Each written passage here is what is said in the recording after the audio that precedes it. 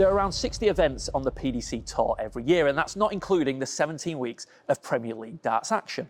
But most of those events follow the traditional 501 singles knockout format.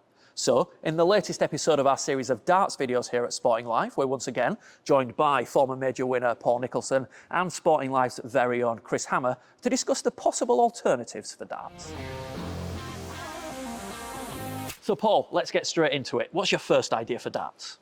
I think this idea of a Royal Rumble has been floated around for a little while now, but nobody's done it before, and it's still something that the public really want to see.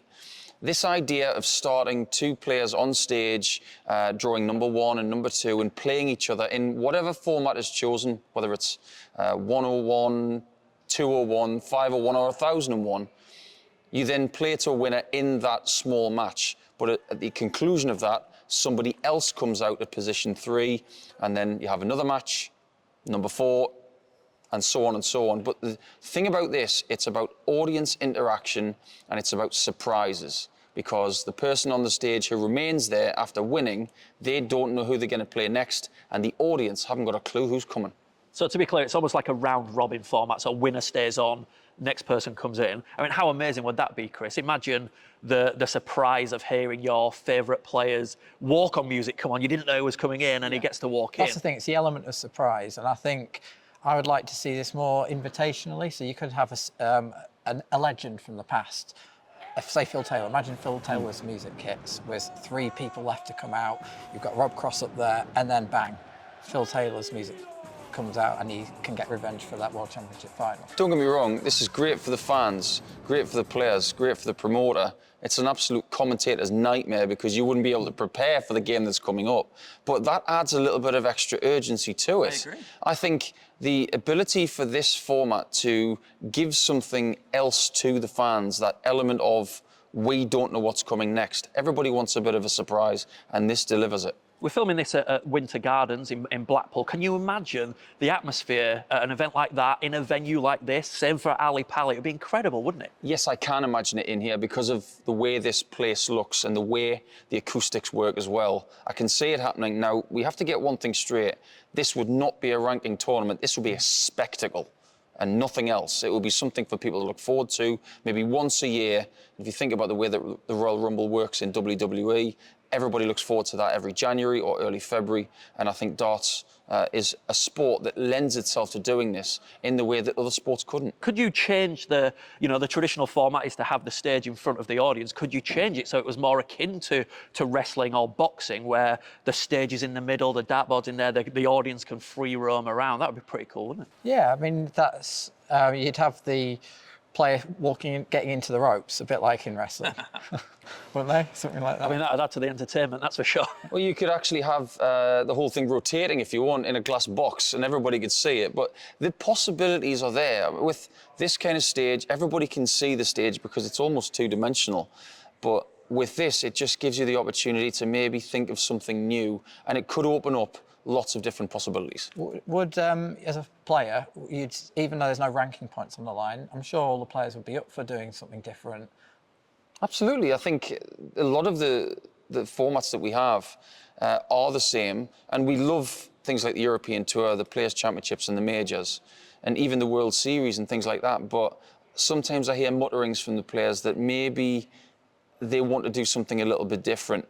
When the World Grand Prix comes around, and it's double start, everybody's refreshed in their approach and their preparation, and this would give them something else. Are there any examples, before we move on to your next idea, are there any examples of where changing formats or additional formats have worked in the sporting world? Cricket, more than anything else, I think. When you look at test matches and ODIs back in the 1970s and 80s, there wasn't a great deal compared to right now. But when you started to truncate the format of, say, 2020 and the 100, everybody seems to be getting on board with a more urgent format. And sometimes, even when you've got long format darts that we love, if you can make it really urgent, like something like this, I think everybody would get involved. And I think social media would adore it. Yeah, I think the public just need time to adapt to something new. There are people who didn't like T20 when it started, and eventually now it's a staple part of the cricket diet, isn't it? And it's the same with darts. If you brought this in, there'd be some people who think, oh, this is novelty, it's not very good. But then they see it happen, and they'd get behind it, and then it would just end up in a few years' time, it'd have its own little history. So Paul's got us going with a fantastic idea. Chris, long-time darts fan, watcher of darts for thousands of hours. I was going to say years. What are you bringing to the table? Well, I've thought long and hard about this one. I've even written a column about it. The Ryder Cup of Darts. We've seen in the World Cup, fans love a team event. We don't hardly have any team events, and the World Cup's just pairs. The Ryder Cup would pit, well, my offering, I mean, Paul might disagree, it'd be Britain and Ireland against Continental Europe. I know some people might want rest of the world, but when you look at the rankings, it'd be a very strong British team and Ireland, and it'd be a very strong European team, and there's not that many from outside of Europe who would sort of get in the team, would they? I have to agree. Logistically, if you're going to have something of this format, it's going to be a bigger success if you centralise it in Europe. You do have a great potential team for GB and I, and then you can get the likes of Willie O'Connor and Keane Barry involved from the Irish side, playing with people from Britain, up against the Dutch, the Belgians, the Germans, the Polish. It really does lend itself to what could be a fantastic spectacle for 2 or 3 days. And again, I think logistically, if you were to try and involve Australia, South Africa, North America, it would be a bit more difficult to set it up. And if you think about maybe putting one in Australia every 2 years or even 1 year, then you have to put it in England or Scotland, something like that. I think it's a harder sell. But if you have it in Europe, maybe 1 year you can have it in Poland. Next year you can have it in Dublin. That starts to get my attention a bit more at the minute. But it is obviously a format that you could potentially extend, and you could turn it into Europe against the USA eventually if it proves to be a popular format. Well, think about the Ryder Cup in the 70s, and you think about what Tony Jacklin and Jack Nicklaus did, and Seve Ballesteros as well. They almost evolved with the Ryder Cup. They went from GB and I against the United States to Europe against the United States. So start on the right foot, and then maybe it could evolve into something else like the Ryder Cup did. If you did Europe versus rest of the world now, it'd be too one-sided. Yeah. But in terms of format, how it would work, in the Ryder Cup you have 4 balls and foursomes. I was thinking pairs on the first afternoon, then on the first evening it would be double start pairs. Make it a little bit different, make that little difference, and then the captain's got to think who's the best double starters. Shall I mix up my pairs a bit more? Otherwise, you might just want the same pairs over and over again. Not to mention the fact that you get the beauty of the captain's picks. Yeah. And who would be your captains? Why don't we answer that question? Off the top of the hat, who are your captains? He'd have to have Phil Taylor in the first one. He wouldn't let anyone else do it, would he? Well, I think European captain, someone like Barney? Vincent van der Voort. If he's not in the team, he's the kind of person who would be able to rally the troops, in my opinion. Somebody from the Netherlands or Belgium. And then when you go to the GB&I team, someone like John Henderson.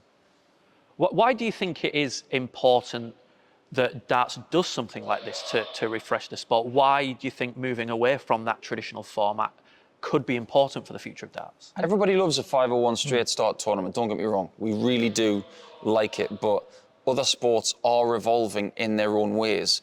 And I think it's important that we embrace the possibility first and foremost that is something we have to do at some point. And we need to stay fresh. We need to stay competitive with other sports as well, because we're all competing for airtime. You think about a time like this summer, you're going up against the Ashes, you're going up against Open Championship Golf, Ladies World Cup.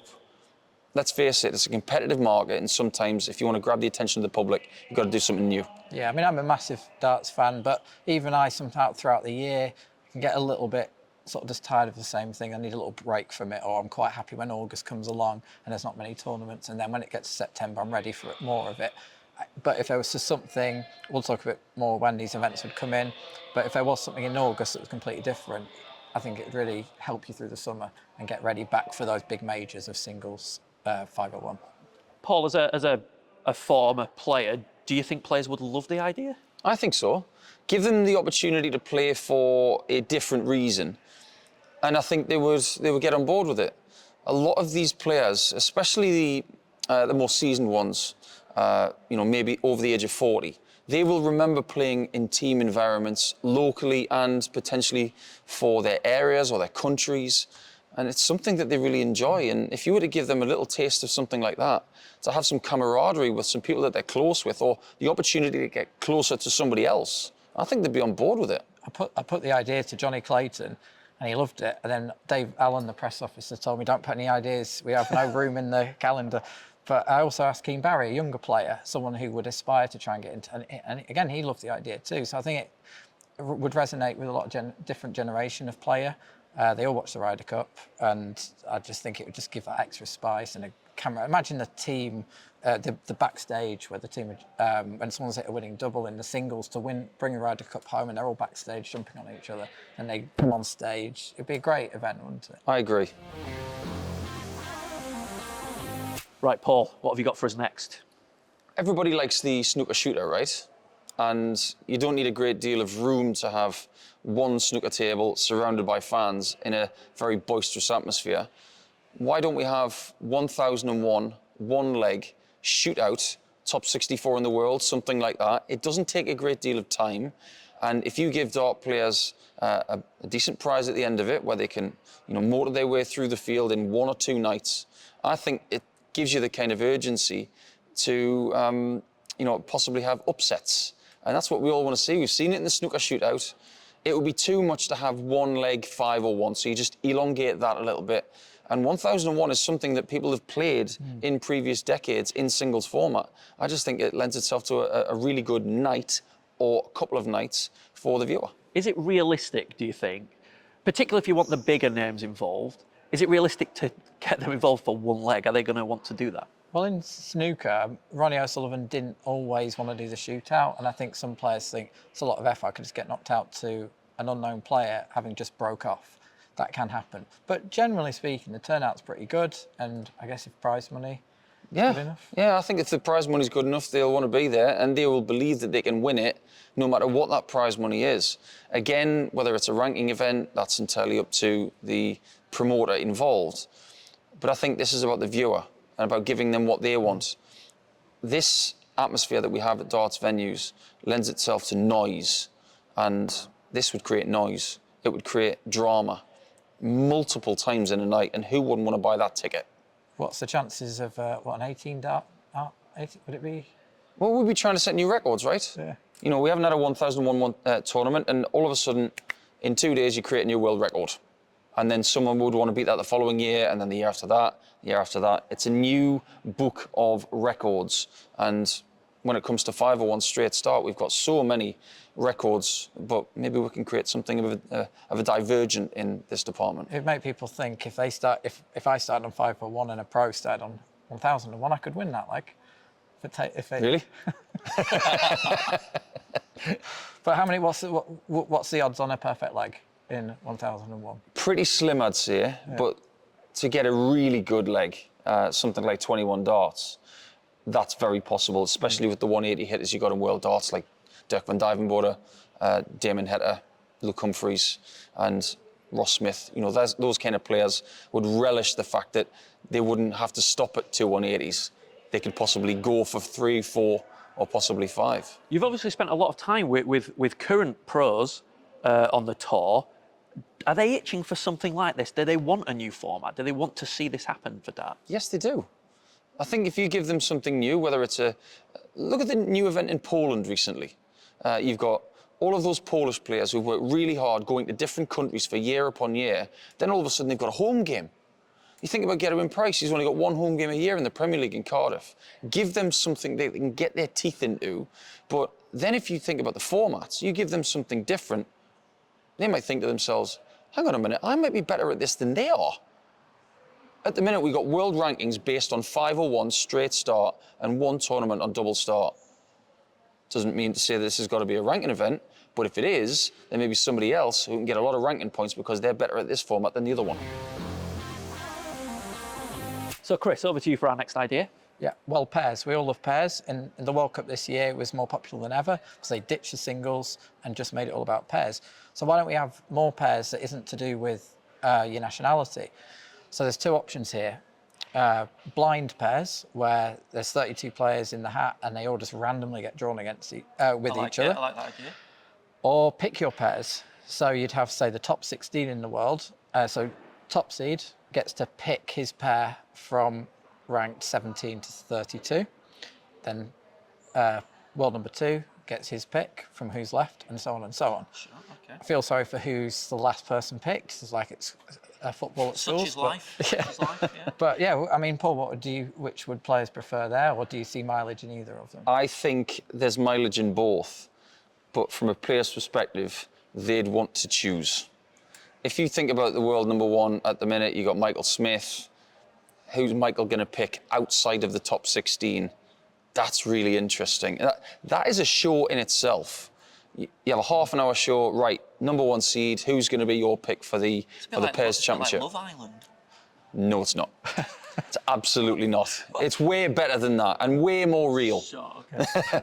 But it'd be interesting from the perspective, if it was blind pairs, who certain people would get. Or you would see the bromance. Possibly, to give it that. but there are possibilities here where someone might play with someone that they don't necessarily get along with. So I don't think certain promoters would want to get on with that. They'd want to give the person the choice to get rid of that possible controversy. So me personally, I think the second idea of choosing your partner and maybe making it anybody outside of the top 16 just gives you the ability to maybe choose. I mean, imagine if Josh Rock was averaging, 100 for the season. He was ranked 65th. You might want to pick Josh Rock, but he's now in the top 32 in the world, so he's probably going to be part of Chris's idea. But I would widen it just a little bit. What's it like to play in a pair then? Do those arguments often happen? Do you ever fall out with your pair, or is it all about encouragement? I never did during playing. Simon Whitlock and I did have a disagreement before a World Cup once. Surprising. But there are people who maybe do have a bit of friction at the end of a defeat. That's natural. Everybody wants to win. But it would create a really good narrative for the journalists and for the promoters involved. I think it's a great idea, personally. Can I just ask, just out of curiosity, after that final with Simon Whitlock, World Cup final, and how many missed darts for the title between you? Not that I want to dig up. I missed 2. Yeah. Simon missed 2. And I wasn't even watching what England were doing, to be honest. So backstage, is there that thing of, oh, Simon, why didn't you do it? Never came up. Never came up. He never blamed me. I never blamed him. It was just a collective sadness, unfortunately. Yeah. I can't believe you brought that up, Chris. Right, on to the next idea. Right, so Paul, I believe you've got an idea called cricket for us, but it's not the cricket we know in this country. No, it's not. This is a format of darts that around the world is used by a lot of people in North America, people in the Far East when they're playing computerized soft-tip darts. I personally think, and I've said this for years, that if we want to embrace more things from around the world, we need to look at the formats that are being played around this planet. And cricket comes up in different parts of the world. It's a game where you have to concentrate on the segments between 20 and 15 and the bullseye. It's a case of closing segments off whilst having the ability to score. It's an intricate game, but as soon as you know how to play it, it is extremely exciting. And if you look at practice setups in America, for example, and you see scoreboards next to dartboards, this is the game they play everywhere. And if you think about the television programs that have featured the sport of darts, Friends, Frasier, Cheers, The New Adventures of Superman with Dean Cain and Terry Hatcher even in the 90s. Classic. They're all playing cricket. They're not playing 501. Is that why we don't see many Americans in standard darts, because they are actually all playing cricket? It's a harder nut to crack.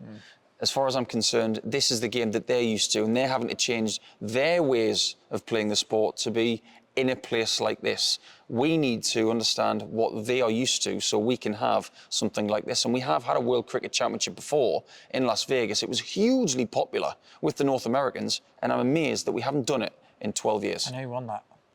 Phil Taylor. But does this make the training for different... This could be the same for all of the different formats we've been talking about in this video. Does it make the training more difficult? Because obviously grouping can be really important, but in cricket it doesn't sound like grouping would be important at all. It's not as important. You have to have the ability to be flexible about what shots you're going for. It's a tactical game. As far as 501 is concerned, it's all about what you hit. In cricket, it's about what you miss. If you randomly threw a player who might not play a lot of it, I'm just picking a name out of thin air, Joe Cullen, and you said, right, you're playing the world cricket champion, and he just brushed up on the rules, who would win? The person who's tactically sound, probably. And if you were to put, for example, Joe Cullen, if he can't play cricket, up against someone like Leonard Gates of the United States, Leonard wins hands down because he knows it back to front. So would the pros get on board with that, knowing that they'd have to change their preparation? Because as we know, darts is a lot about repetition. That all goes out of the window if you're changing from the 501 format you're used to a completely different game. I think they're more than up for it. If you think about the social media generation that we're in, where people are given challenges to do new things, everybody gets on board with it. Give these pros at the top of this sport the opportunity to flex their muscle in a different way, they would go for it. So Paul, it's over to you for our last idea. A little birdie tells me it's master out. What the heck is that? It's very simple. You can create a game which is 501 or 601 or 701, anything like that. But the main difference is that you can finish on a treble as well. I went to a darts festival in Nuremberg a few years ago, and I was looking around the room, and everybody was finishing legs in slightly different ways. So I asked the person who was running the festival, what game are they playing? And he said they're playing Master Out, which is where you can mix things up. You can make a double start, Master Out, or you can go straight start, Master Out, or double out. And there's so many different ways you can use the dartboard. There's so many intricacies with it. We're just used to finishing on doubles and bullseyes. But necessarily, we have to look at the flexibility of what the dartboard can give us. And as far as this is concerned, imagine if someone's got, I don't know, 171 and they can finish it when the person is sitting on, I don't know, 50. So imagine someone like Luke Humphries, he's got 171, he hits 3 treble 19s and he wins the leg. That's not an easy shot, but it's still got the possibility of winning the leg with a slightly different number. And obviously we could finish legs with a 180. Yeah. And I guess in theory, you can do a 9-darter and manipulate it so your last 3 darts is a 180. I mean, that would be spectacular. And it gives the opportunity for dart players to think about different tactics. And it brings into play something like 159. You leave 159, you can finish it now, because you can get 2 treble 20s and treble 13. So all the numbers are in play. What's more difficult, finishing on 180, finishing on 170, or finishing on say a 160? I think a 170 finish of those 3 is definitely the most difficult. How many leave it? So players who like leaving it, we've talked about this before, haven't we? The counting to leave yourself 170, you wouldn't want to do that anymore. The tactics would be different. It would make great debate on social media about what is easier and what isn't, but it would just change the game a little bit, which is exactly what we're looking for. I must admit, in my head, this seems like the most complicated one. I felt like I was sitting there with loads of sums entering my head, like, what is this? Let's be realistic then. You know, there are some solid ideas there, some ideas that on paper are very exciting. But is there room in the darts calendar for something like this? Or are there events that you think maybe should be scrubbed? Yes, without a doubt. There are certain events which have been running for a few years, and I personally think they don't warrant their place. I think we could take an event away, keep the venue, and put something else there and make it more exciting, personally. Can you name and shame? Yeah, the World Series finals. I don't like it. I never have. I don't think. I mean, you think about people who've won it. Yes, they enjoy winning it. Great money, great trophy. You know, superb fans. But it can be better. We all know it, and we can't deny it. So that's something that I think we would get rid of, and then we'd put something in its place. And maybe there are some others. Chris, would it be like starting from scratch, do you think? Would it take time to attract the fans to a new darts event? What, any of these ideas? Yeah, any of these ideas. I think the ones we've picked, I think people would get on board very quickly. I mean, I know you've expressed before in a column that every European Tour event that ends Grand Prix, you turn into a double. Yeah, I would. One. So you don't actually have to leave. You don't have to remove any of those events. You can tweak existing ones. Yep. And I think fans would more get on board with that. I think the PDC would think, oh, well, that's a better idea. We don't have to ditch events and find room. But August is a quieter month. We could chuck a Royal Rumble in. Yeah, I don't see why not. I mean, if they're going to continue to do the World Series to Australia and New Zealand, which is extremely successful, that's cool. But there are periods of the year where you can throw in a one-night special or a two-night event somewhere in it. And I personally think there's enough room in there as long as you structure the calendar well enough. Well, there you have it. Some interesting ideas, and we'd love to know your thoughts on them. What do you think to what Paul and Chris have said there about adding something new to the darting calendar? Put your comments in the comments section below. If you're watching on YouTube, don't forget to like and subscribe to this page. And for more from Paul and Chris, head over to sportinglife.com/darts.